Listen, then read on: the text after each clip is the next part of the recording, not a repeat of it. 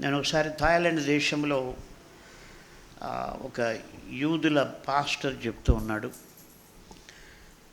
నేను ఆ రోజు ఫ్రీగా ఉన్నాను, వాక్యం విందామని ఆ మీటింగ్కి వెళ్ళాను. ఆయన మంచి విశ్వాసి. ఆయన బోధిస్తూ ఒక మాట పైన ఆయన ప్రసంగం చేశాడు. మనందరికీ తెలుసు ఏంటంటే, యూదులకు అన్యజనులకు మధ్యన ఉన్న అడ్డుగోడను దేవుడు తీసివేశాడని బైబిల్లో ఉంది. ఆయన ఆ మాట చెబుతూ చాలా సంతోషంగా, అంటే ఒక నిజమైన దేవుని బిడ్డ ఆయన చెబితే ఆ ప్రసంగం అద్భుతంగా ఉంది నాకు. అంటే ఏంటి, ఆయన చెబుతున్నాడు, ఇదిగో మీకు మాకు అడ్డుగా ఉన్నటువంటి ఈ గోడను ప్రభు తీసేశాడు అని ఆయన చెప్పినప్పుడు అది అద్భుతంగా నాకు అనిపించింది.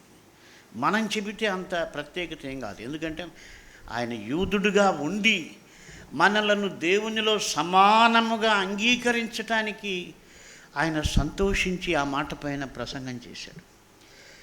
కాబట్టి ఇక్కడ ఈ యొక్క శతాధిపతి అయితేనేమి, ఈ గ్రీసు దేశస్థురాలైనటువంటి ఈమె అయితేనేమి మనకు ధైర్యాన్ని కలిగిస్తున్నాయి. అంటే మనం కూడా అర్హులమే, మనం కూడా ఆయన కృపకు పాత్రులమే, మనం కూడా ఆయన్ను సర్వశక్తిమంతుడైన దేవునిగా గుర్తించడానికి దేవుడే సహాయం చేస్తాడు.